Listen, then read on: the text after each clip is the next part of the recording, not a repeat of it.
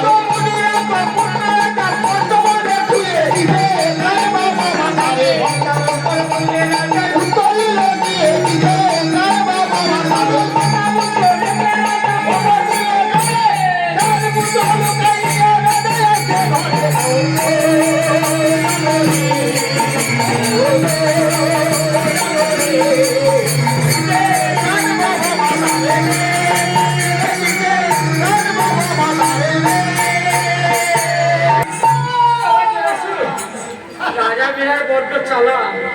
আমার ভয়ে তার 4টি পুত্রকে 4 স্থানে লুকিয়েছে। আমার রানীকে তো অহংকার করছে। মানে 4টি পুত্রকে এমন স্থানে লুকিয়েছি, শীতলা ছেড়ে শীতলা বাবাই জানতে পারবে না। রাজা বিরাট কোনো বাবা তুলে আরম্ভ করেছে। আচ্ছা জোড়াসুর, কি করা যায় বলে তো? আচ্ছা 4,000 পুত্রকে কোথায় কোথায় জানে লুকিয়েছে? ওই জ্যেষ্ঠ পুত্র সোনা লিখলো, ও তো তিনজনের বাড়িতে আছে।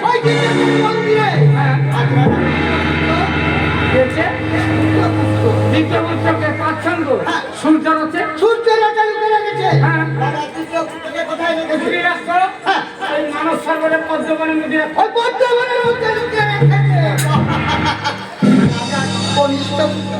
উত্তর উত্তর তো আছে মন্দার পর্বতে মোহন করে।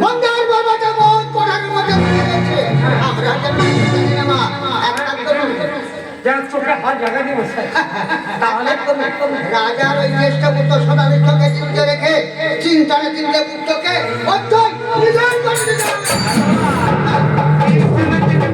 কিভাবে মারবে? সূর্যের আছে সূর্যের পাচ্ছন্দ ওই সূর্যকে সূর্য বুঝি বসন থেকে পাঠিয়েছি সূর্যের প্রতিকার করে সঙ্গে ওই যে মানব সরোবরে পদ্মবনে মুদি রাখা আছে। ওই পদ্মবনের মধ্যে লুকিয়ে রেখেছে। এক কাজ করুন, ওখানে শিশিরে বসন্তকে পাঠিয়েছি। শিশিরে বসন্তকে সমস্ত ফুল সহকে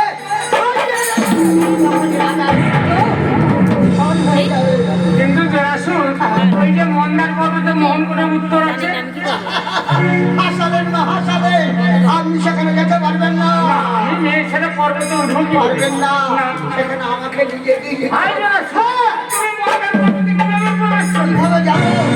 ও শ্রেষ্ঠাচার মুদ্রাক্ষের বেশ ধারণ করে ওই মন্দার পর্বতের মোহন কোটো দেখে যদি বুঝিয়ে সুঝিয়ে আপনার পূজা করতে পারি রাখবো, তাহলে এই জন্যই আপনাকে বাবা জরাসুর শাশু তুমি মুজিরাকে ধারণ করবে, তোমার চিনতে পারবে না, আগে বুঝাবে, যাতে আমার পূজা করে, তাহলে ওই কোঠের মধ্যে বেরোবে, তাহলে সব আমরা যাও দাদা। আমার যাবে